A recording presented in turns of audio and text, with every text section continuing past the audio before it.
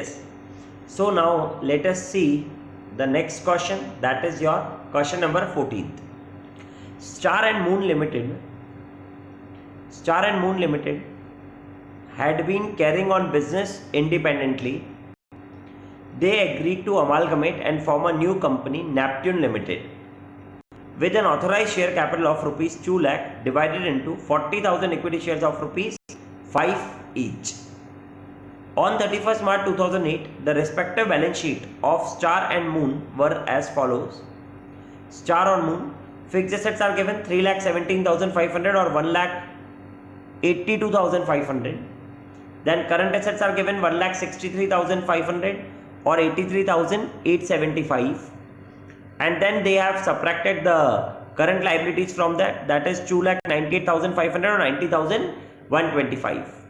Representing capital was 1,82,500 or 1,76,250. Additional information which they have given. Revalued figures of fixed and current assets were as follows. Fixed assets 3,55,000 or 1,95,000. Current assets was 1,49,750 and 78,875.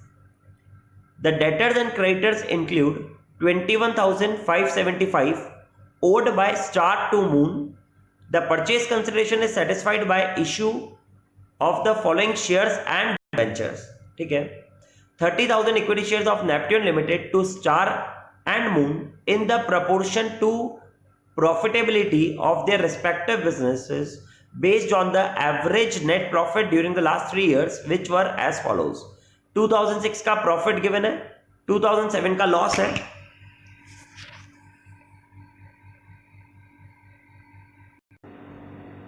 Okay, now this profit has been given. Loss 2007 का और 2008 का भी आपको profit given है. That is loss तो 1250 और 1,71,050 है और 2008 में प्रॉफिट आपको 1,88,962 और 1,79,500 का. फिर सेकंड जो हमें देना है वो हमें 15% debentures in Neptune limited at par देने हैं to provide an income equivalent to 8% return on capital employed in their respective businesses as on 31st March 2008 after revaluation of assets. Compute the amount of debentures and shares to be issued to Star and Moon. इस question में सिर्फ आपसे पूछा है compute the amount of debentures and shares to be issued to Star and Moon. That is the only thing which they asked us in this question. Question number 14. अब ये question number 14 भी बहुत अच्छा क्वेश्चन है. पहली बात तो मैं आपको ये समझाता हूं, ठीक है, एक मिनट. हाँ दोस्त, यस. सो अब हम जब बात कर रहे हैं कि इसमें हमें अमाउंट ऑफ डिबेंचर्स और shares to be issued to Star और मून, यही निकालना है कि कितने आपने शेयर्स इश्यू करे और कितने डिबेंचर्स. तो सर क्या बात बोली इस वाले क्वेश्चन में? इसमें बोली है कि आप है ना उनको 30,000 शेयर्स दे रहे थे नेपट्यून लिमिटेड के स्टार और Moon in proportion of their profitability of the respective businesses based on the average net profit during the last 3 years which were as follows. तो आई बिलीव हम ये जो प्रॉफिट्स गिवन है इनका average profit निकाल देंगे. पहली बात तो ये आपका नंबर 18th भी है जो मैंने आपको बुक दे रखी है उसका, तो आप उससे भी चेक कर सकते हो इस क्वेश्चन को. तो व्हाट आई वांट टू से is first you will calculate average profit, right. तो अब हम एवरेज प्रॉफिट कैसे निकालेंगे? तो I believe when you will check over here, तो 224,788 plus 188,962 minus 1,250, 4,12,500 divide by 3. I believe आपको इसमें 137,500 तो इसका प्रॉफिट आ गया. Same you will do for Y limited also, और सॉरी मतलब ये तो स्टार का आया, मून के लिए भी आप करोगे.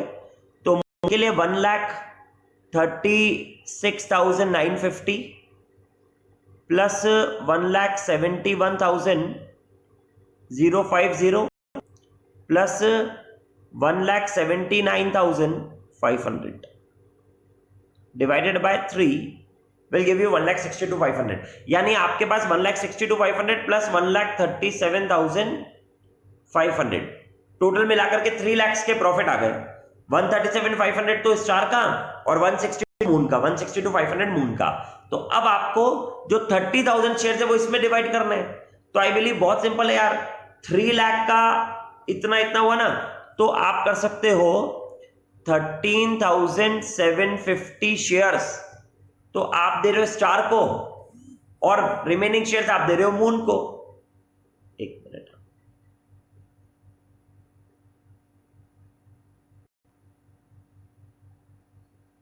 30,000 शेयर्स तो आप दे रहे हो, सॉरी 30,000 टोटल शेयर है, 3 लाख के अमाउंट है, और 3 लाख का अमाउंट जो आया ना आपके पास एवरेज प्रॉफिट वो 137,500 तो आया आपका स्टार का, और 162,500 आया आपका मून का। तो आप उसी रेशियो में डिवाइड कर रहे हो, तो आप डिवाइड करोगे तो आई बिलीव 13,750 शेयर्स आपके आने चाहिए स्टार को देने के लिए। और कितने रुपए ईच का है ये, तो आई बिलीव जो आपकी कंपनी फॉर्म हुई थी, yes it was given us, अभी हम 5 रुपीज ईच से फॉर्म हुए 40,000 इक्विटी शेयर्स लेकर के, तो आई बिलीव आप कितना कितना दे दोगे, तो 13,750 इंटू 5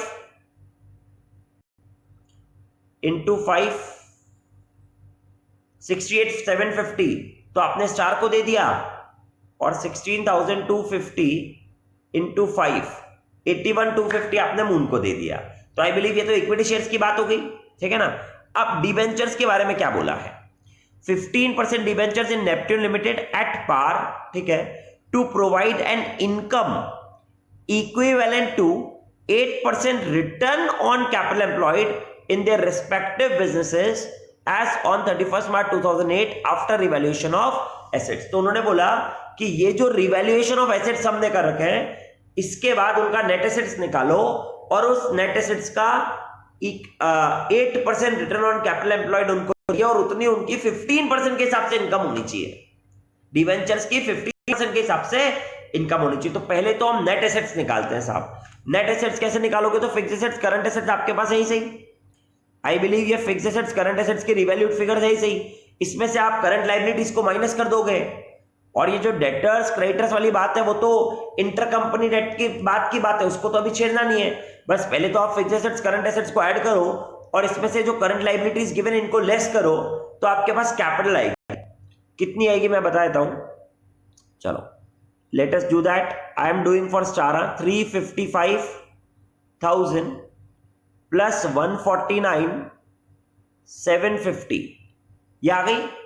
इसमें से अब हम लेस कर देंगे करंट लायबिलिटीज कितनी रिप्रेजेंटेड है इसकी, दैट इज आई थिंक 298,500, तो we will subtract that, subtract 298,500 from that, तो you are getting 2,06,250 multiplied by 8% return उनको चाहिए, that is they want 16,500 as their income which is representing 15% interest। उनको अपना return on capital employed 8% चाहिए था, तो 8% हमने उनके रिटर्न ऑन कैपिटल एम्प्लॉयड निकाला तो 16,500 आ गया, मगर वो उनको डिबेंचर्स के फॉर्म में चाहिए ना, और वो 15% होना चाहिए। Income should be 15%। देखो आपको क्या बताया, ये 16,500 तो आ रखा है हमारे पास, है ना।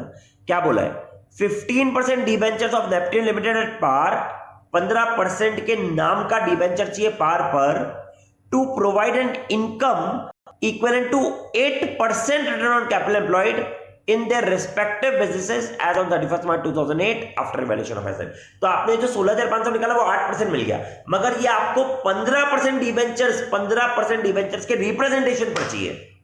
इसका मतलब मैं बोल सकता हूं कि ये जो 16,500 we are getting, this 16,500 should represent 15% debenture, तो 15% होना चाहिए ये।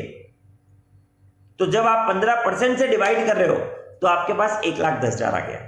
तो इतने अमाउंट के डिबेंचर्स 100 रुपए ईच के हम दे रहे हैं स्टार को। सेम आप करोगे यही चीज मून के लिए भी, ये रहे उन दोनों के एसेट्स मून के, और इसमें से आपको क्या करना है, आई बिलीव इसमें से आपको सिर्फ करंट लायबिलिटीज को लेस करना है। जब करंट लायबिलिटीज लेस करा, उसका 8% निकाला, तो वो वापस से 15% रिप्रेजेंट होगा, तो यानी उसको आप डिवाइड करो 15% से, तो 100% की वैल्यू आ जाएगी।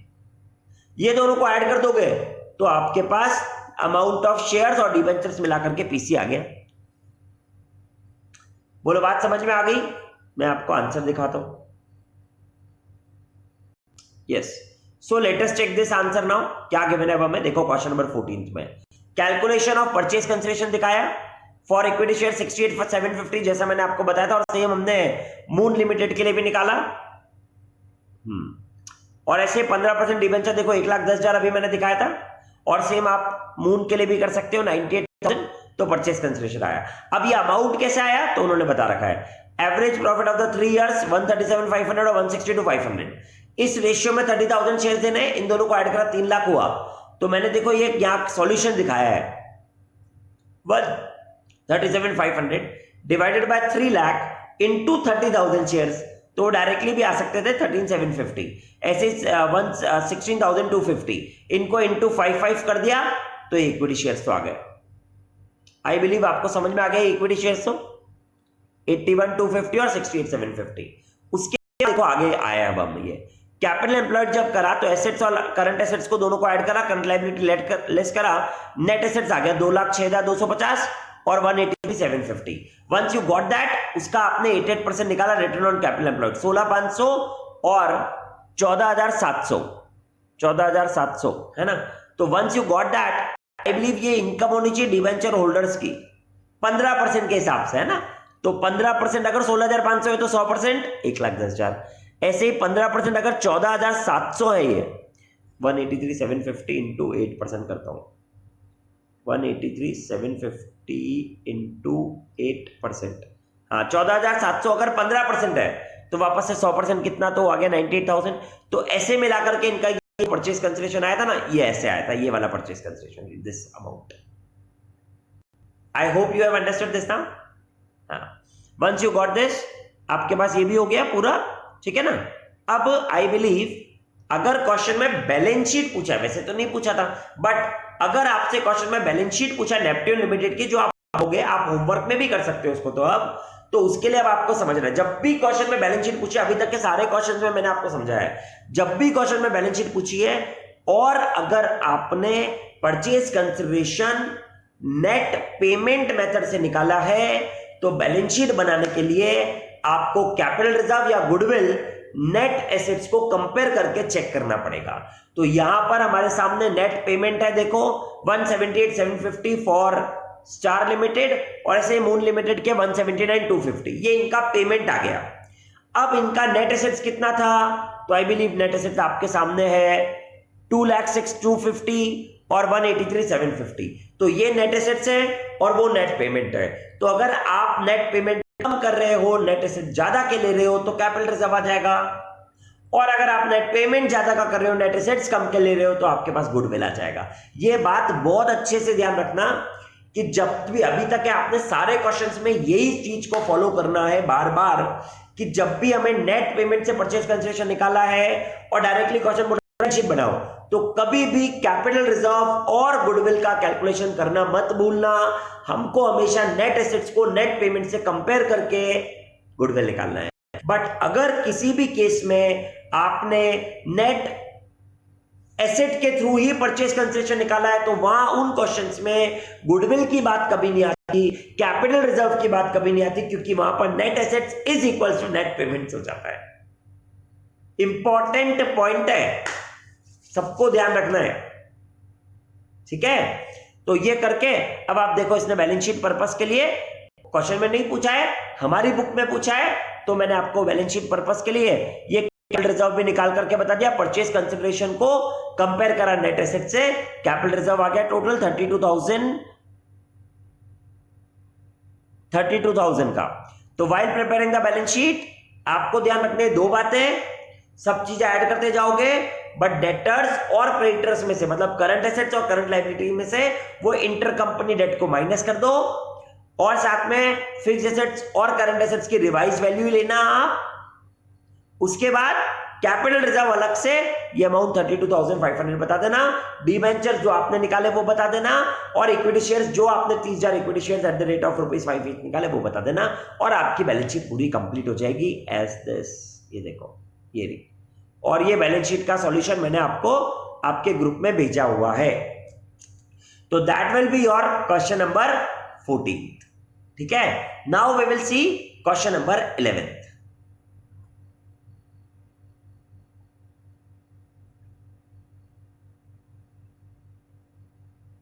चलो, So now let us read this question number 11.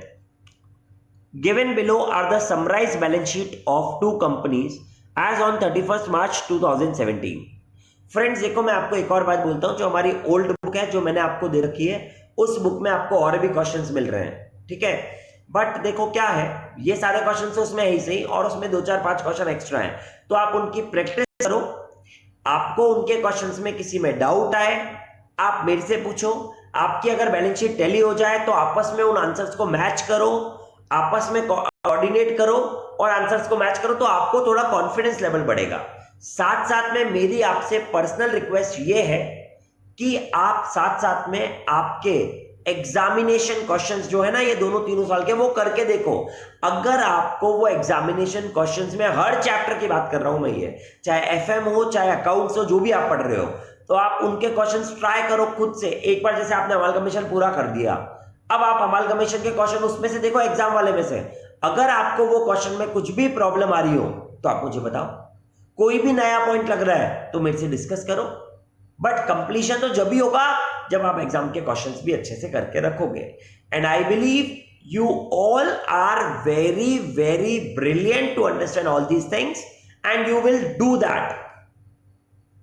Radhika, Vishal, Uma, Gunjan, Jatin, आप सब ये करने वाले हो अच्छे से, right?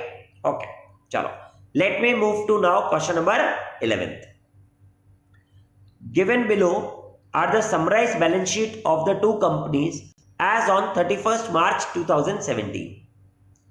A limited, B limited के लिए हमारे पास गिवन है एसेट्स में goodwill, plant and machinery, stock, sundry debtors, cash and bank balance, discount on debentures.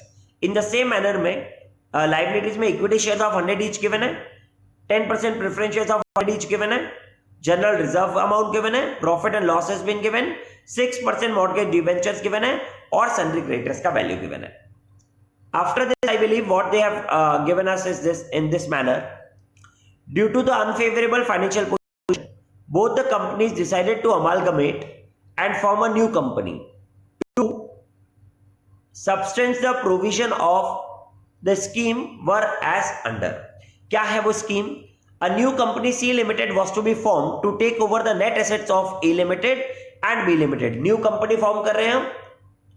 The new company was to have an authorized capital of 25 lakh divided into 20,000 equity shares of rupees 100 each and 5,000 10% cumulative preference shares of each. The preference shares were to convertible into equity shares at the expiration of 5 years from the date of their issue. 5 साल बाद convert होंगे तो उसका अभी कोई मतलब नहीं है। बट हमको बता दिया क्वेश्चन में कि हमारी ऑथोराइज कैपिटल 25 लाख की है, जिसमें से 20,000 100 रुपए ईच के इक्विटी शेयर्स होंगे, ऑथोराइज है मगर ये, और 5,000 हमारे पास 10% क्यूमुलेटिव प्रेफरेंस शेयर्स हैं, ऑथोराइज वाले, ठीक है। The preference shares of A Limited were to be exchanged for the preference shares in the new company on equal basis. Equal basis मतलब एक के बदले एक।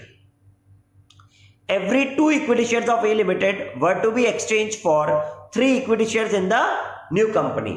तो 2 equity share के बदले 3 equity shares दे रहे हो आप न्यू कंपनी में।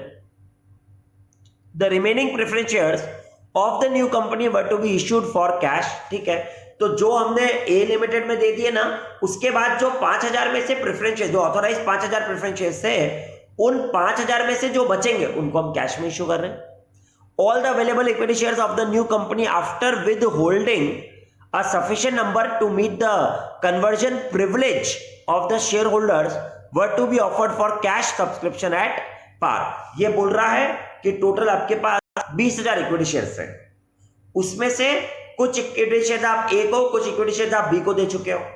फिर उसके बाद आपको प्रेफरेंस शेयर होल्डर्स जो कन्वर्ट होने वाले हैं 5 साल बाद, उतने इक्विटी शेयर्स को अभी रख देना है विद होल्ड करके, और रिमेनिंग इक्विटी शेयर्स को भी आप कैश में इश्यू कर दोगे। तो विद होल्ड कितना करा, देना कितना है, वो सब समझाऊंगा मैं अभी आपको, एक एक पॉइंट वापस। The sundry debtors of A limited include a sum of 24,000 due from B limited for sale of goods whose cost to A Limited was 18,000, ठीक है। कॉस्ट 18,000 थी और वो 24,000 में सेल कर रहे हैं, तो डेटर्स और क्रेडिटर्स का तो पहले माइनस करना ही है। और these goods remaining on hand with B Limited are included in the company stock inventory. अब ये वाला पॉइंट भी हमेशा ध्यान रखना कि कभी भी हमारे पास अगर कोई स्टॉक अवेलेबल है तो उसके अंदर से जो अनरियलाइज्ड प्रॉफिट है, यार बी लिमिटेड ने जब ए लिमिटेड को भेजा वो गुड्स, तो या ए लिमिटेड ने बी लिमिटेड को भेजा वो गुड्स, किसने भेजा था, हाँ, तो ए लिमिटेड ने बी लिमिटेड को भेजा, तो मेरे पास 18,000 की कॉस्ट के थे, मैंने आपको 24,000 में दिए। इसका मतलब ये हो गया कि 6,000 का उसमें प्रॉफिट है। अब अगर आपकी और मेरी कंपनी मर्ज होगी तो आपका स्टॉक मेरा स्टॉक मर्ज होगा, तो वो हम कॉस्ट लिखेंगे, तो हमको वो स्टॉक जो आप लाओगे 24,000 बट वैल्यू 18 पर करेंगे अगर हम, तो 6,000 का प्रॉफिट हटाएंगे भी तो सही।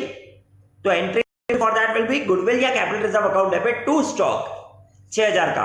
अब क्वेश्चन बोलता है इसमें से हाफ सोल्ड हो गए, तो जो बिक चुके हैं उसका हमें कोई मतलब ही नहीं है, तो हमारे स्टॉक में हाफ बचे होते हैं, तो हम इसका हाफ यानी 3,000 रुपए कैपिटल रिजर्व या goodwill account debit to stock pass कर देते हैं।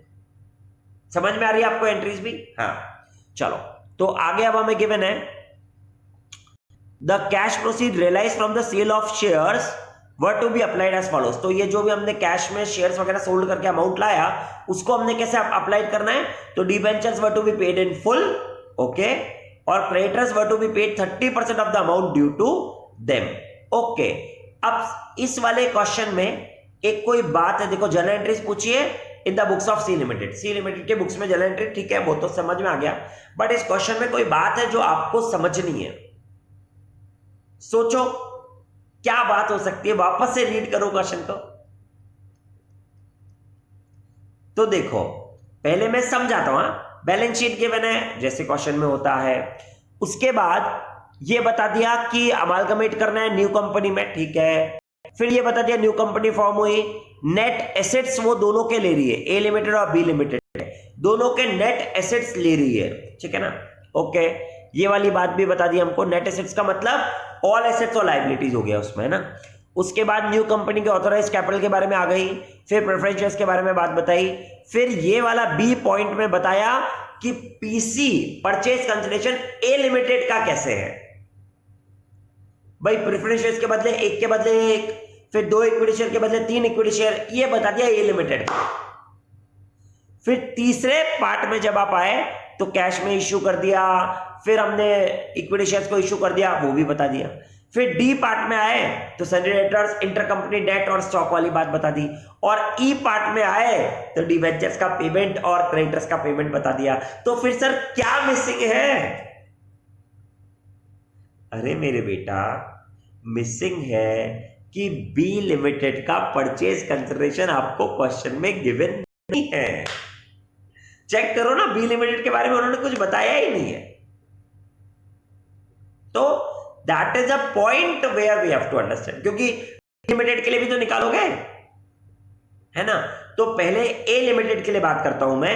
तो ए लिमिटेड में अगर हम चेक करें तो ए लिमिटेड में 2 लाख मतलब 100 रुपए ईच का मतलब 2,000 प्रेफरेंस शेयर्स है, तो 2,000 के बदले नए भी 2,000 ही दिए हमने, पहली बात। तो 2,000 के बदले 2,000 दिए और इंटू 100 रुपए ईच का ही दिया, तो 2 लाख रुपए तो परचेज कंसेशन ए लिमिटेड के लिए फॉर प्रेफरेंस शेयर होल्डर्स करके आ जाएगा।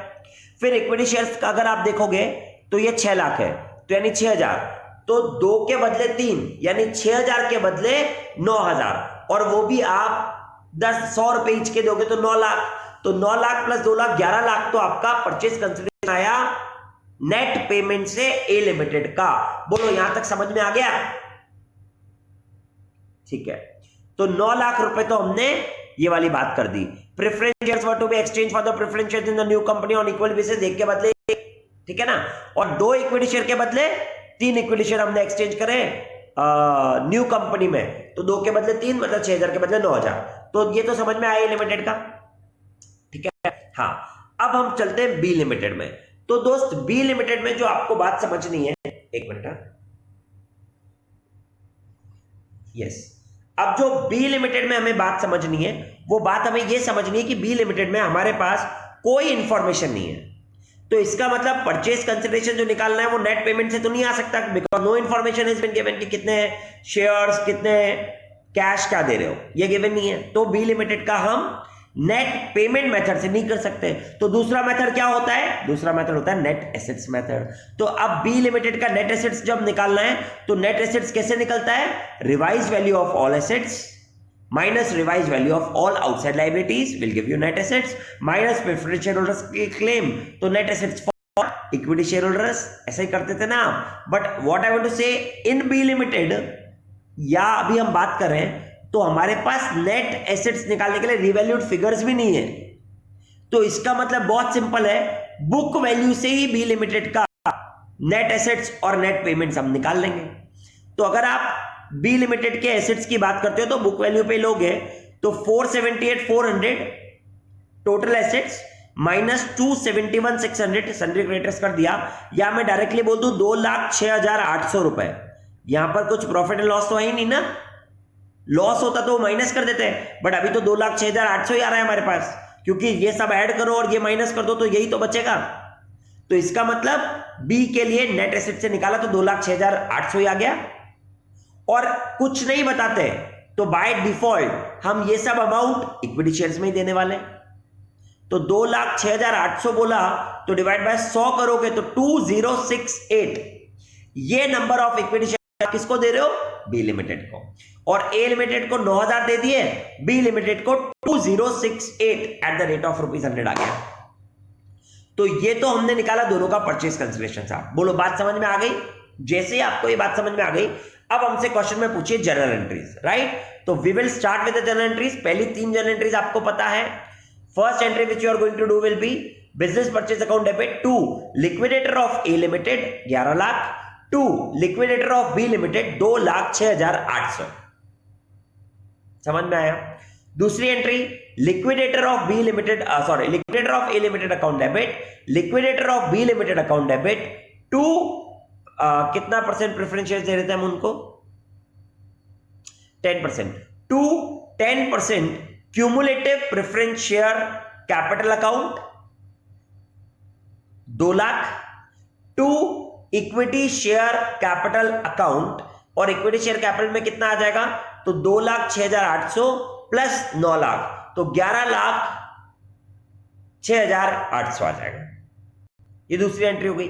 तीसरी एंट्री, हम सारे एसेट्स और लाइबिलिटीज लेंगे तो यू विल टेक गुडविल, नहीं लेते गुडविल थर्ड एंट्री में। क्यों? क्योंकि गुडविल तो बैलेंसिंग फिगर आएगा, तो गुडविल मत लेना। प्लांट एंड मशीनरी दोनों को ऐड करके, स्टॉक्स में दोनों को ऐड करके, सन्ड्री डेटर्स में दोनों को ऐड करके, कैश और बैंक बैलेंस के दोनों को ऐड करके, डिस्काउंट ऑन डिबेंचर्स आएगा नहीं, और कैश और बैंक बैलेंस में कर दोगे सन्ड्री क्रेडिटर्स, मतलब 2 sundry creditors 2 debentures, that is what you are going to write, and 2 business purchase. Then you make the difference and it can be either goodwill or maybe capital reserve, तो वो आप calculate कर लोगे। B limited का तो कुछ था ही नहीं, तो ए लिमिटेड में तो होगा क्योंकि उसमें तो नेट पेमेंट था ना यार, इसीलिए। तो थर्ड एंट्री में गुडविल या कैपिटल रिजर्व बैलेंसिंग फिगर आ जाएगा।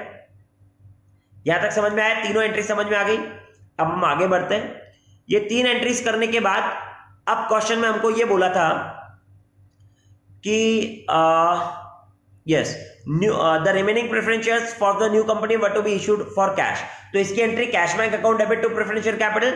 अब 2,000 अगर हमने दे दिए, 5,000 में से 3,000 बचे, 3 लाख की एंट्री हो गई। फिर all the available equity shares of the new company after withholding sufficient number to meet the conversion privilege of the share holder. अरे तो कन्वर्जन प्रिविलेज कितना होगा भाई? एक के बदले एक ही तो शेयर कन्वर्ट होगा। The preference shares were convertible into equity shares at the expiration of 5 years from the date of their issue. तो 5,000 के बदले 5,000 ही तो इश्यू होंगे, तो 5,000 इक्विटी शेयर्स विदहोल्ड कर दो। तो total number of equity shares 20,000 थे आपके पास। उस 20,000 में से 5,000 हटा दो आप, तो बचे 15,000। उस 15,000 में से 9,000 तो हमने दे दिए ए वाले को, बचे 6,000। उसमें से 2068 हमने दे दिए बी वाले को, तो 6,000 माइनस 2068 कर दो साहब। 6,000 माइनस 2068 तो 3,932 नंबर ऑफ इक्विटी शेयर्स आप न्यू इश्यू करोगे 100 रुपए ईच के, तो आई थिंक 3,93,200 आपके पास अमाउंट भी आ जाएगा। Cash bank account debit to equity share capital, ये वाली एंट्री भी होगी आपकी। तो 3 + 2 5 एंट्री समझ में आ गई। इसके बाद ये सन्ड्री डेटर्स है, तो sundry creditors to sundry debtors 24,000 24,000 Chhathi entry. 7वीं entry stock में से ही हटाना है, तो गुडविल या कैपिटल जो भी आपने निकाला होगा थर्ड एंट्री से, वो अकाउंट डेबिट टू स्टॉक 6,000 रुपए। तो आप समझ गए ना, टोटल 3, 2, 5 और 1, ये 6 एंट्री जहां तक गए आप। 7वीं एंट्री ये सबका आप पेमेंट कर दोगे, तो debentures account debit to cash bank और creditors account debit to cash bank, 30% ही पे करना है इसको तो आप। तो ये वाली आपकी 7वीं और 8वीं एंट्री हो गई। तो 8 एंट्रीज आपके टोटल कंप्लीट करते हैं, आपका क्वेश्चन कंप्लीट हो गया। चेक कराता हूं मैं अब आपको आंसर। देखो साहब, हम आए क्वेश्चन नंबर 11th में। आई बिलीव अब आप क्वेश्चन नंबर 11th में चेक करो पूरा। कैलकुलेशन ऑफ परचेज कंसिडरेशन बताया, ए लिमिटेड का नेट पेमेंट मेथड से करा। तो for preference share holder 10% preference shares in C limited दिए, ओल्ड 2000 के बदले न्यू भी 2000 दिए, तो 2 लाख रुपए आया। उसके बाद अगर आप आगे चेक करोगे तो फॉर इक्विटी शेयर होल्डर्स के लिए बताया 2 के बदले 3, तो 6000 के बदले 9000, तो ऑफ 100 ईच तो 9 लाख, तो 11 लाख का परचेज कंसिडरेशन ए लिमिटेड का आ गया, जैसा मैंने आपको बताया था। इसके आगे चलोगे अब आप, तो अब देखो बी लिमिटेड के बारे में क्या बताया कि net payment method as no information is given, तो हम इसको तो कर नहीं सकते पेमेंट मेथड को। तो the revised value of assets और liabilities are not given and hence net assets are equals to share holders fund, तो इसलिए मैंने नेट एसेट्स को शेयर होल्डर्स फंड के बराबर बता दिया और मैंने वो नेट एसेट 2,08,000 ही निकाल लिया। अगर कोई लॉस होता तो वो लेस कर देते हैं हम, फिर उसके बाद इसको डिस्चार्ज कैसे करेंगे, तो कोई इंफॉर्मेशन नहीं है तो हम इक्विटी शेयर्स में करते हैं। No information is given, new company can not have cash balance, so purchase consideration paid by equity shares, ये तो आपको भी समझना है। तो equity shares in C limited 2068 at the rate of 100 each, 2,06,800 आ गया। अब जनरल एंट्रीज पर आते हैं फटाफट। तो जनरल एंट्री चेक करोगे तो पहली एंट्री आपको पता पड़ गई, business purchase to liquidator to be of A और टू बी, ये मैंने बता ही दिया था। दूसरी एंट्री हमेशा वो plant and machinery, stock, sundry debtors, cash bank लिया है, तो गुडविल अकाउंट बैलेंसिंग फिगर से आया है। जो क्वेश्चन में गिवन था वो नहीं लेते कभी भी गुडविल या कैपिटल रिजर्व को। और sundry creditors amount due to 6% mortgage debenture और बिजनेस परचेज करा, तो गुडविल 4,50,500 आ गया। तो जब आपको अब स्टॉक से राइट ऑफ करना है तो गुडविल से कर सकते हो आप, goodwill account debit to stock. इसके बाद third entry liquidator of A limited, liquidator of B limited to 10% preference shares capital and to equity share capital, ये भी दे दिया आपने थर्ड एंट्री में। Fourth entry cash bank to 10% cumulative preference share capital, 3 lakh जो मैंने आपको बताया। Fifth entry cash bank account debit to equity share capital, जैसा मैंने आपको बताया 3,93,200, वो आप निकाल सकते हो। 20,000 में से 9,000 माइनस करो, 2068 माइनस करो और 5,000 माइनस करो जो विदहोल्ड करना है, तो बचे आपके इतने शेयर्स, वो आपने इश्यू कर दिए। उसके बाद क्रेडिटर्स टू डेटर्स 24,000 वो भी आपने कर दिया। फिर गुडविल टू स्टॉक, ये भी आपने कर दिया। फिर लास्ट में आपने अमाउंट ड्यू टू 6% डिबेंचर्स, पूरा अमाउंट, क्रेडिटर्स का 30% का अमाउंट, इसमें से लेस करके 30% का अमाउंट, ये आपने पे कर दिया कैश बैंक के। And this is how you have completed your question number 11th. Question number 12th onwards we will do in the next lecture. Thank you very much.